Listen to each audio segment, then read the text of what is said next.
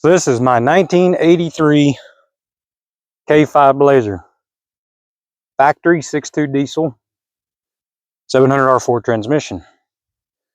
I picked this up from a gentleman, said that the person that they bought it from had it running recently and said it should run. He had the starter rebuilt in it and did a few things to it. Never did try to get it started. I brought it home. Still got his starter laying in there. I was like, well, I want to see if it'll crank over. Went to crank it over, put a pry bar underneath it to see what it would do. And the engine is locked up. So the people that he got it from, I would come to terms with saying that they did not have it running. If they did, it locked up on them whether they had it running, whether it was oil or a piston. With these old diesels, it's more than likely a rod, because it wasn't open on the hood, breather's still there. The diesel gets pretty good lubrication in the cylinders, stays oiled down pretty good, so the chances of it locking up from rust in the cylinder are pretty slim. I haven't hardly seen any of these do that. I have had them lock up on the rods. So, with that said, we have a donor truck at the graveyard. We are going to pull that 6.2 out. We're getting ready to go over there. I'll show you it. We're going to put it in this K5 Blazer and go from there. Let me know what you think of the 6.2 diesel. I like these engines. They're not a very big powerhouse. They are reliable if you treat them right. If you take care of them, this engine's pretty reliable. A lot of people didn't think so back in the 80s and the 90s when they went to the 6.5. They turbocharged it, had a lot of broken crankshafts, a lot of issues with these engines. But this one will be a pretty decent Blazer. It's got a little bit of rust in it, not too bad. But the color scheme of it, I have got a 1-ton dually 4-wheel drive, same color. I've got a 1-ton dually 2-wheel drive, same color scheme. Now I need a 1/2 ton and a 3/4 ton, and I'll have a whole bunch of them that's black and silver. But let's go to the graveyard and look at the donor truck. Well, here we are at the graveyard. Here's the donor truck we are going to use for the 6.2 engine. This truck has been sitting for years. I do believe the engine's still good in it. It was free when I picked this truck up, and it turned over. This truck hit a bridge, and the whole A-frame, A-arm, lower A-arm is all busted off of it and shoved back. The frame is bent. So the frame on this truck is totally trashed. When I picked it up, they thought it would be a drivable truck. I got there, put tires and wheels on the 3 side that I could get to. That side was sitting against a truck or something when I got there to get this. And when I went over that side and jacked it up, I was like, oh, this thing's been wrecked. So I talked to them about it. The lady didn't know for sure. It was her son's. Her son had passed away. And so they had kept it for quite a few years after he passed away. And then they were starting to sell some of his stuff. And this is one of the trucks that was there. And so anyways, I haven't heard it run yet. We will have to do a will it run on this and see if this engine should be good, because it was running and driving when it smacked the bridge. Doesn't look like it did any damage to this engine. So let's see if we can get it cleaned up around this thing a little bit, so I can get you over here. We're not walking through these weeds, and see what this looks like.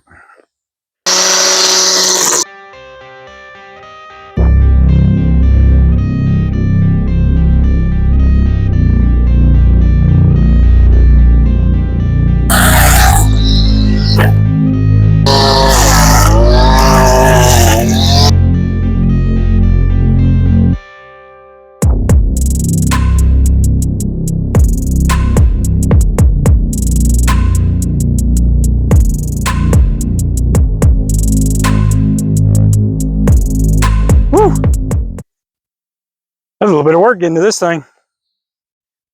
It's not a bad looking truck from here. What do you call it? 75 footer? Let's get a little closer look of it though. See it up close. So it's a 82 long bed, 6.2 diesel, 700 R4. But I was talking about it being hit on this side was it is, you see the fenders crinkled right there. Now, once you get up underneath here, you look back to the back, that's the lower A arm. And look how busted the shock is. And it is just ripped from the front to the back here. And if you look, she's got rust there. That door's rusted out. And that cab corner's rusted out. This bed is rusted. And in there. And then let's go over to the driver's side.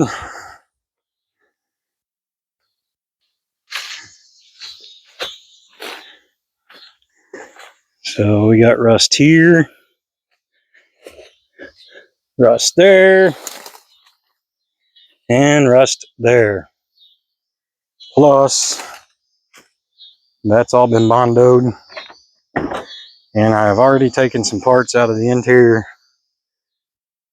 Steering column's gone. Need it for another project. Still got a lot of parts left on it. The emblems and the mirrors. Oh, this mirror, that other mirror's gone. But still has a lot of parts left on her. So what we want though, and this is rat's nest. We want the rat's nest. No, we want the engine. It is a 6.2, early 6.2. It's the orange tappet covers, the orange engine. If you know anything about these, when they went to the black paint, they started painting the engines black in the factory. They went to a fine thread injector on the heads, and there was a few other little changes. I can't remember off the top of my head right now, but main was the injectors either being coarse thread or fine thread. This will probably be a coarse thread injector. So we're gonna have to clean this rat's nest out, throw some batteries in it, and try and crank it over. Hopefully the cables are good down to the starter, or we can get it started. I mean, she's got a lot of parts left on her for, you know, being a donor vehicle. Hood's good except for this little doohickey right there. The windshield's got a crack in it there. I mean, oh,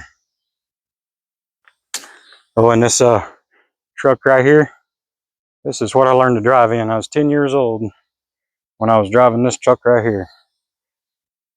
You'll hear more about that later on. But I think what I'm going to do is pull this cab off of here, get that motor and transmission out of there,